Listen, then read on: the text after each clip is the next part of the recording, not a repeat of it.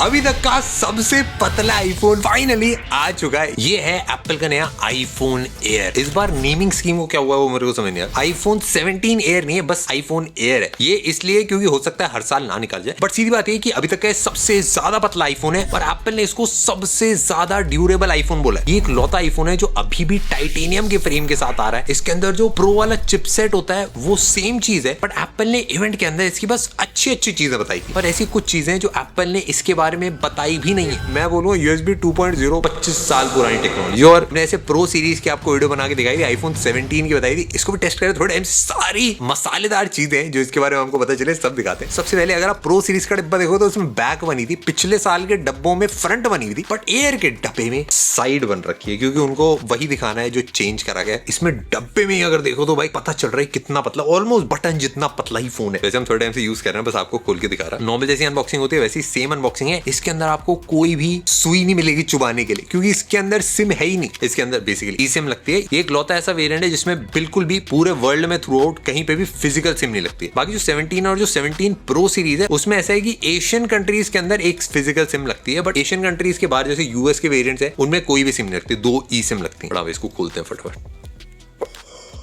भाई मैं एकदम मजाक नहीं कर रहा भाई। इस साल आईफोन की प्रो सीरीज भी आई है, आईफोन 17 भी आया। वो दोनों एल्यूमिनियम वाली वाइब देते हैं और एल्यूमिनियम पकड़ने में लगता है कि एल्यूमिनियम है। ये मेरे हिसाब से भाई इस साल का सबसे प्रीमियम फील होने वाला आईफोन। एंड मैं इस पे नहीं रुकूंगा। मेरे हिसाब से ये अभी तक के जितने भी आईफोन्स मैंने पकड़े हाथ में, ये अभी तक का बेस्ट फीलिंग आईफोन है। 14 प्रो मैक्स और ये थोड़े टक्कर के हो सकते हैं, बट इस आईफोन एयर की फील हाथ में भाई डेफिनेटली काफी ज्यादा क्रेजी है। अगर मैं आपको कंपैरिजन के लिए बताऊं, बहुत ही ज्यादा पतला है। ये इतना पतला है कि इसके बटन्स भाई ऑलमोस्ट इसके विड्थ जितने मोटे। नीचे USB टाइप सी का पोर्ट है, ऑलमोस्ट जितना पतला पोर्ट है उतना पतला ही फोन है। और वियर्डली भाई एप्पल ने डिजाइन की काफी बातें करी हैं, बट इसका USB टाइप सी का पोर्ट है थोड़ा सा नीचे की तरफ कर दिया। मेरे ख्याल से पतला बनाने के लिए, बैटरी बड़ी बड़ी करने के लिए इनको थोड़ा बहुत करना पड़ा होगा। एप्पल की जितने एड वर्ड देखे ना सबने एक उंगली वैसे ठहरा के दिखाया था। हम भी ट्राई करेंगे। मैं कर तो मैं सकता नहीं भाई, रिस्की हो जाए भाई। जो बिल्ड है वो एक ग्लॉसी टाइटेनियम की, एकदम फ्लैट एजेस नहीं है, बहुत स्लाइड सा ही कर्व सा है जिसमें, एंड काफी पॉलिश सी फिनिश फील होती है। इस टाइप की फिनिश का दिक्कत ये होती है कि फिंगरप्रिंट्स बहुत ज्यादा आते हैं, बट हाथ में पकड़ने में बहुत सॉफ्ट और बहुत प्यारा फील होता है। बैक साइड में भी जो कैमरे का पूरा एरिया है ये भी मतलब प्लेटो बोलो चाहे कुछ भी बोलो, इस वाले आईफोन के अंदर जो एंटीना बैंड्स आपको प्रो सीरीज के अंदर मिलता है वो सब नहीं है। इसमें से इसको उठा रखा और एक सिंगल कैमरा लगाया हुआ है। बेसिकली एप्पल ने अपने प्रो सीरीज और इस एयर के अंदर री इंजीनियर करके जितने प्रोसेसर और सारी चीजें ऊपर वाले पार्ट में लगा रखी है और बैटरी नीचे वाले पार्ट में लगा रखी है। अब एक छोटी सी चीज जो एप्पल ने अपने इवेंट में नहीं बताई, 1,20,000 रुपए के फोन के अंदर अभी भी ये USB 2.0 का पोर्ट है। तो अगर आपको 10 GB की फाइल्स इससे ट्रांसफर करनी है ना अपने लैपटॉप के अंदर, अब ये हालत टाइट हो जाएगी। मैं बोलूँ USB 2.0 25 साल पुरानी टेक्नोलॉजी और कोई फोन नहीं आता है सेम टेक्नोलॉजी के साथ। और मेरे को नहीं लगता कि USB 2 से 3 करने में कोई स्पेस वेस भी बचती है। एक चीज और जो आप नीचे शायद नोटिस करो, यहाँ पे आपको ना बड़े सारे छेद दिखेंगे, ये 2 इस साइड, ये 2 इस साइड। ये स्पीकर के नहीं है छेद। एक्चुअली इस फोन की नीचे की तरफ कोई भी स्पीकर नहीं है। इसमें स्पीकर बस एक सिंगल स्पीकर है जो आपका हेडसेट स्पीकर है। तो अगर मैं आपको गाना बजा के दिखाऊं, ऐसा आवाज में इसको खराब नहीं बोलूंगा, बट क्योंकि सिंगल ही छोटा सा स्पीकर है ऊपर इधर, ऐसा लगता है कि उसी का बस पूरा इस्तेमाल करा जा रहा है। तो डेफिनेटली एक नॉर्मल आईफोन से एक बड़ा स्टेप डाउन है।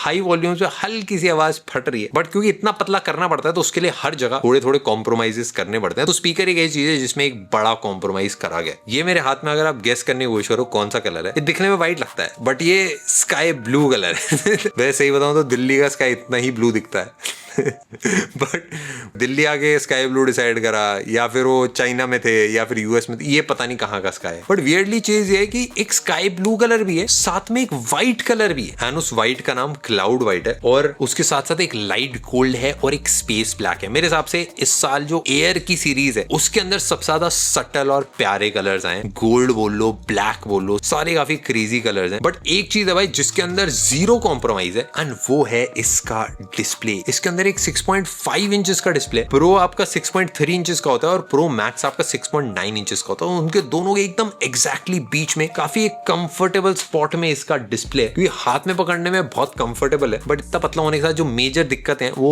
होती हैं। समझ लो आपने टेबल पर रख दिया, बट तो इसको उठाने के लिए थोड़ी मेहनत ज्यादा करनी पड़ती है, एकदम ऐसे एज से आपको उठाना पड़ता है। आपको एग्जैक्ट सेम क्वालिटी का डिस्प्ले मिलता है जो आपको प्रो सीरीज के अंदर मिलता है, 6.5 इंचेस का 120 hertz pro motion display and same quality 3000 nits जो ब्राइटनेस इस साल सारे आईफोन्स के अंदर है वो सेम इसके अंदर है। बट मैं आपको ना एक सिंपल चीज बताता हूँ, तीनों फोन्स के अंदर सेम डिस्प्ले। मैंने आईफोन 17 ट्राई करा, 17 प्रो सीरीज मैंने ट्राई करी और ये एयर है, इन तीनों के अंदर सेम डिस्प्ले, बट आप चलाने में ना एक डिफरेंस फील कर सकते हो। आईफोन 17 में ऐसा लगता है कि हल्का सा फ्रेम ड्रॉप है, इसमें ऐसा लगता है कि फ्रेम ड्रॉप थोड़ा सा कम है और प्रो सीरीज एकदम ही स्मूथ चलती है। अब इसमें दिक्कत बस ये है कि 17 सीरीज में तो चलो प्रोसेसर डिफरेंट है तो उसमें हल्का सा आपको डिफरेंस फील होता है, बट एयर के अंदर और प्रो के अंदर एग्जैक्ट सेम प्रोसेसर है और एग्जैक्ट सेम डिस्प्ले। बट तब भी क्यों भाई, अगर आप चला रहे हो तो आपको हल्का सा एक फर्क फील हो रहा है, हल्का सा स्नैपीनेस सी मिसिंग है। मैं एकदम ऑनेस्टली बताऊं, ज्यादातर लोग जो फोन खरीदेंगे उनको सारे फोन ही स्मूथ लगेंगे। मैं ऐसे साइड बाय साइड कंपेयर करूंगा तो भाई एक बड़ा डिफरेंस फील होता है, बट अगर मैं ब्राइटनेस सारी चीजें बढ़ा रहा हूँ,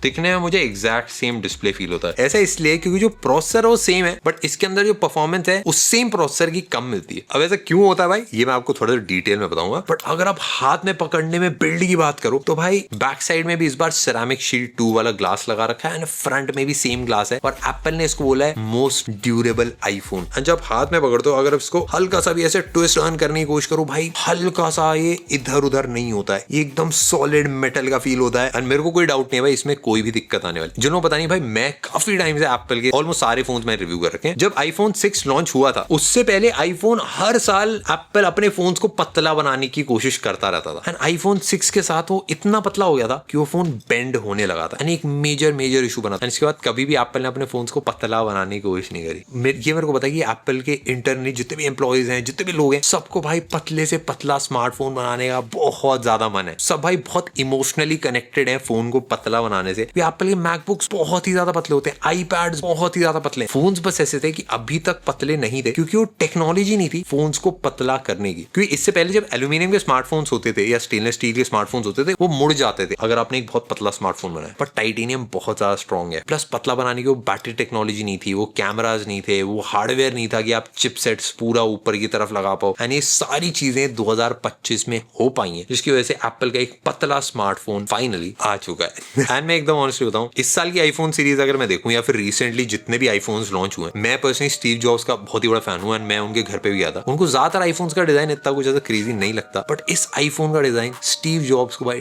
डेफिनेटली बहुत प्यारा लगता है। और मेरे को ऐसा लगता है क्योंकि अब हाई डेंसिटी बैटरीज आ गई बड़ी, तो काफी ज्यादा चांसेस हैं कि जैसे सैमसंग की एक नोट सीरीज है जो एक एक्सपेरिमेंट की तरह निकली थी, बट अब जो S25 अल्ट्रा आता है वो एक्चुअली सैमसंग का नोट ही है जो अब S25 अल्ट्रा बन गया। सिमिलरली भाई मेरे को इस सीरीज के साथ भी सेम लगता है कि ये अभी बस स्टार्टिंग में पतले फोन है, बट कुछ सालों बाद आईफोन प्रो मैक्स इसी टाइप का एक पतला सा स्मार्टफोन ही होने वाला है। बट अभी के लिए दोस्तों ये परफेक्ट नहीं है। मैं परफॉर्मेंस से स्टार्ट करता हूँ। ये जो आईफोन 17 प्रो सीरीज है और ये एयर जो है सेम प्रोसेसर है, बट अगर आप बेंचमार्क कर दो दोनों का उलट पलट प्रोसेसर आगे पीछे, बेंचमार्क के अंदर इसकी जो परफॉर्मेंस निकल के आती है जो आईफोन 17 है उससे कम परफॉर्मेंस निकल के आती है। मतलब इस फोन के अंदर प्रोसेसर प्रो सीरीज का लगा रखा है, बट बेंचमार्क्स के अंदर जो परफॉर्मेंस है वो 17 सीरीज के थोड़ा सा नीचे है या फिर ऑलमोस्ट आप बराबर बोलो। तो वियर्ड चीज ये लगती है भाई ये 19 ही लगाए थे, प्रो वाला लगाने की क्या जरूरत थी। तो अगर आप एक्सपेक्ट करो कि इस फोन के अंदर प्रो लेवल वाली परफॉर्मेंस होगी, चाहे आप वीडियो एडिटिंग करना चाह रहे हो, चाहे आप गेम्स खेलना चाह रहे हो, फिर कुछ अलग सी चीजें कर रहे हो, तो सेम लेवल की परफॉर्मेंस आपको नहीं मिलती। एंड डे टू डे भी अगर आप यूज कर रहे हो, हल्का सा जो प्रो सीरीज है वो थोड़ा सा ज्यादा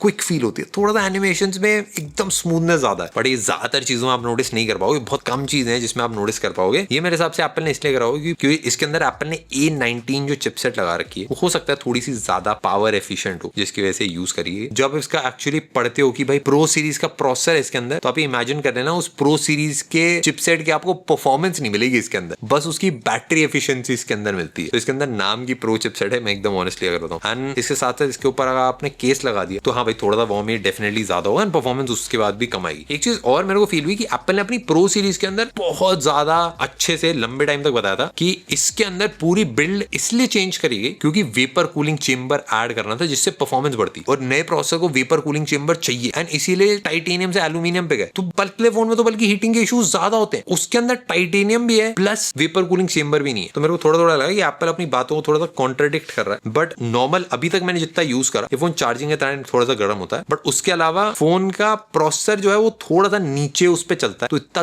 गर्म नहीं होता है, हल्का सा वार्म वार्म हो जाएगा, ऐसा कोई हीटिंग इशू मेरे को नहीं मिला। एंड अगर आप इसको हाथ में पकड़ोगे ना, थोड़ा सा डिफरेंट भी फील होता है। तो इसमें जो iOS 26 है उसमें डिजाइन हल्का सा ज्यादा खुला है, ये थोड़ा सा डिजाइन मेरे को आता है, तो इसलिए मैं थोड़ी छोटी छोटी चीजें मैं नोटिस कर पाता हूँ। जैसे अगर आप प्रो सीरीज को रखो और इसको रखो, तो इसमें जो ऊपर से स्पेस है डेट में, इसमें डेट देखो कितना खुला खुला है। इस वाले में आइकन एकदम कोने में घुसा रखे हैं, इसमें आइकन भाई थोड़ा अपना स्पेसिंग दे रखी है, नीचे भी जो स्पेसिंग है, आइकन के बीच में जो स्पेसिंग है, वो थोड़ी सी डिफरेंट फील होती है। अगर आप काफी टाइम से एक आईफोन यूज कर रहे हो तो आपको हल्का सा वो आप ये छोटे छोटे डिफरेंसेस आप पकड़ पाओगे। बट अगर आप कीबोर्ड देखोगे तो कीबोर्ड दोनों में एग्जैक्टली सेम है, तो टाइपिंग वाइपिंग करने में आपको ऐसा कोई डिफरेंस नहीं फील होगा। एप्पल ने ना अपने इवेंट के स्टार्टिंग में काफी प्यारी सी प्रेजेंटेशन दी थी कि जिसमें डिजाइन में कितनी कंसिस्टेंसी है। जैसे जो प्रो सीरीज का पूरा ऐसा कैमरे का प्लेटो है, अगर आप म्यूजिक आप खोलोगे तो ये जो ऐसे रेक्टेंगल्स आता है एग्जैक्टली सेम है इसके साइज के ऐसा। एंड इसमें जो वॉइस रिकॉर्डिंग वाला ये एग्जैक्टली सेम है जो एयर का कैमरे वाला पार्ट है उसका। एक चीज और जो एप्पल ने नहीं बताया, अगर आप एक्सेसिबिलिटी में जाते हो, PWM वाला एक फीचर है, बेसिकली डिस्प्ले पल्स स्मूथिंग। लो ब्राइटनेस पे अगर आप फोन यूज करते हो तो इसमें ना थोड़ी सी बैंडिंग सी आती है, जैसे इस पे भी अगर मैं दिखाऊं तो हल्का सा बैंडिंग सी आपको फील होगी, बट जैसे ही मैं इसको ऑन करूंगा ये बैंडिंग गायब हो जाती है। देखो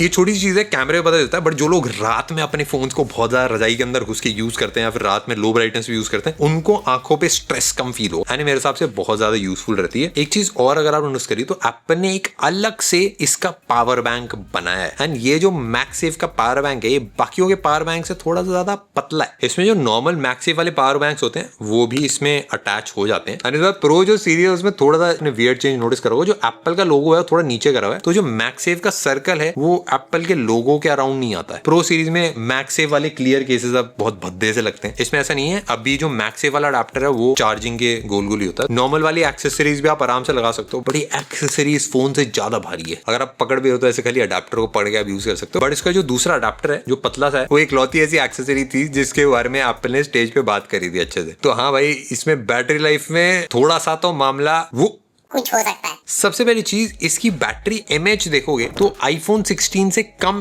mAh की बैटरी है इसके अंदर, तो इसकी बैटरी एक्चुअली छोटी है iPhone 16 से। बट अगर आप एप्पल की वेबसाइट के ऊपर देखोगे तो इसमें एप्पल बताते हैं कि iPhone 16 से ज्यादा चलता है। एंड एप्पल क्लेम कर रहा है इसके ऊपर 27 आवर्स का वीडियो प्लेबैक कंटिन्यूअस, एंड जो प्रो सीरीज है उसके अंदर 37 आवर्स तक का है। एंड एप्पल इसको 1 डे बैटरी लाइफ बोल रहा है। अब ये 1 डे बैटरी लाइफ बहुत कंफ्यूजिंग होता है, क्योंकि 1 डे बैटरी लाइफ किसकी, क्या कोई गेमर है उसका एक दिन चलेगा, या फिर फोटोग्राफर है उसका एक दिन चलेगा, या फिर एक नॉर्मल बंदे का एक दिन चलेगा, ये नहीं पता है। मैं एकदम ऑनेस्टली बताऊं, इसके अंदर जो बैटरी कैपेसिटी है वो ऐसा बहुत क्रेजी नहीं है। और जब हम इसको यूज करते हैं हमने रियलाइज करा कि एप्पल ने सॉफ्टवेयर में भी ऐसी काफी सारी चीजें करी हैं जिससे इसकी बैटरी बढ़ती है। एक तो अडेप्टिव बैटरी पहली बार आईफोन्स के अंदर आया। इससे बेसिकली होता क्या है कि ऑटोमेटिकली एनालाइज कर लेता है कब लो पावर मोड पे जाना है, कब डिस्प्ले को बिल्कुल नहीं यूज करना है, जब बंदा यूज कर रहा है तब एकदम से फास्ट होना है। एंड इससे होता है कि बैटरी थोड़ी सी एक्सटेंड होती है। यानी सारे आईफोन्स के अंदर है, बट इसके अंदर मेरे को स्पेसिफिकली ऐसा फील हुआ, ऑल्दो इसके अंदर 12 GB रैम है जो सेम है जो प्रो सीरीज के अंदर है, बट जो एप्लीकेशन से बैकग्राउंड में खोल के रखता है वो कम है। बेसिकली जो आप ऐप चला रहे हो ये उसी को खोल के रखता है एंड बाकी सारी चीजों को बैकग्राउंड में बंद टाइप रखता है ताकि ये बैटरी बचा पाए। एंड थोड़ा सा इसका जो एल्गोरिथम है थोड़ा सा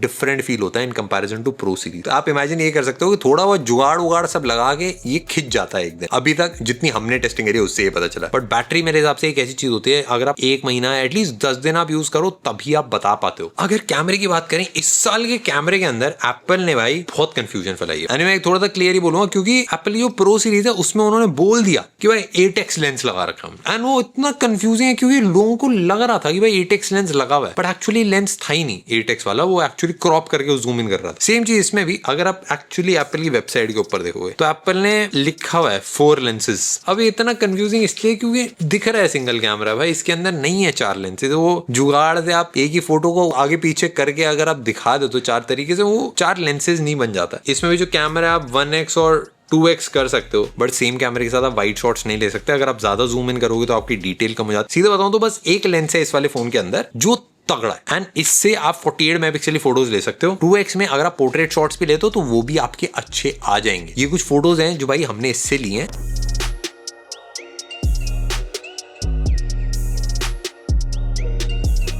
एंड इससे वीडियो भी हमने रिकॉर्ड करी।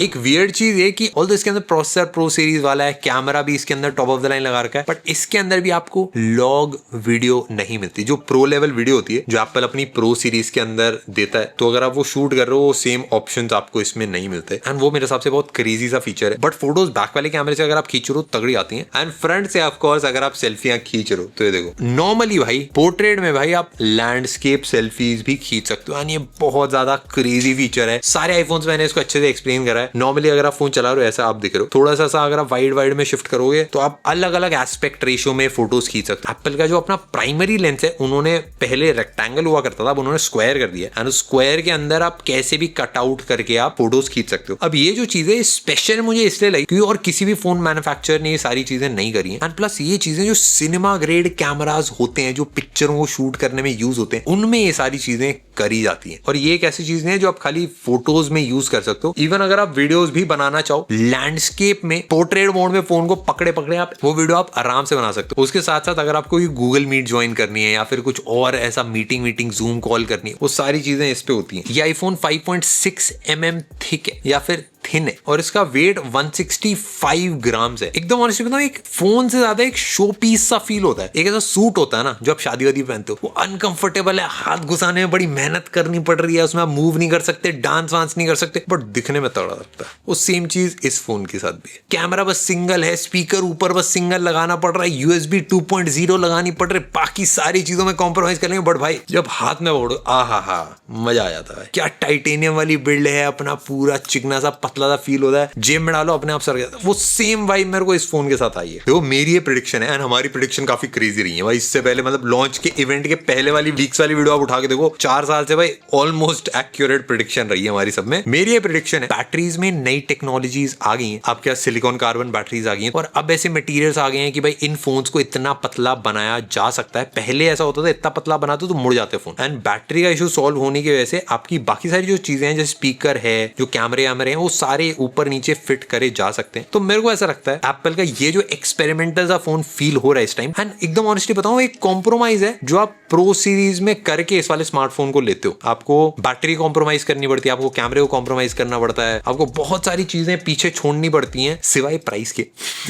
जिसमें आप इस वाले स्मार्टफोन को लेते हो। बट आज से 1-2 साल में एप्पल के सारे या फिर एटलीस्ट प्रो सीरीज वाले फोन्स इसी फॉर्म फैक्टर में बनाए जाएंगे, एंड उसमें कोई कॉम्प्रोमाइज आपको फील नहीं होगा। क्योंकि मैं आपको बताता हूँ, एक रियलमी का स्मार्टफोन हमने अभी रिसेंटली टेस्ट करा था, उसके अंदर 15,000 mAh बैटरी थी, और ऐसा कोई मोटा भी नहीं था फोन। 5,000 mAh बैटरी इस फॉर्म फैक्टर में आ सकती है आज से 1-2 साल के अंदर। तो हमें डेफिनेटली, मैं पर्सनली काफी एक्साइटेड हूँ इस वाले स्मार्टफोन को अगर आपको लेना है। तो मैं वही बोलूंगा कि काफी सारे कॉम्प्रोमाइजेस के साथ पैसा आपको उतना ही दोगे तब आपको ये वाला लेना पड़ेगा। मैं इसके अगेंस्ट प्रो थोड़ा ज्यादा रिकमेंड करूंगा, बट ऑफकोर्स अगर आपको तले थोड़े से स्लिम लाइट एकदम शो पीस वाले फोन्स पसंद आते हैं, बट मैं ऑफ कोर्स डिफरेंट बंदा हूं। मैं वो टाइट सूट भाई बस एक ही दिन पहन सकता हूं, मैं रोज नहीं पहन सकता अगर आप वो भाई ऐसे बंदे जो टाइट सूट रोज पहन सकते हो, तो आप भाई इसको डेफिनेटली कंसिडर कर सकते हो। बट प्राइस की बात करें तो 1,20,000 रुपए से ये स्टार्ट हो रहा है। तो हाँ भाई मेरे दोस्तों इतना इस वाली वीडियो के लिए। आप बताना आपको कैसी लगी पूरी सीरीज, और इसके बारे में और भी कुछ अगर आप जानना चाहो तो कमेंट सेक्शन में हम मिलते हैं आपसे नेक्स्ट वीडियो में। बाय।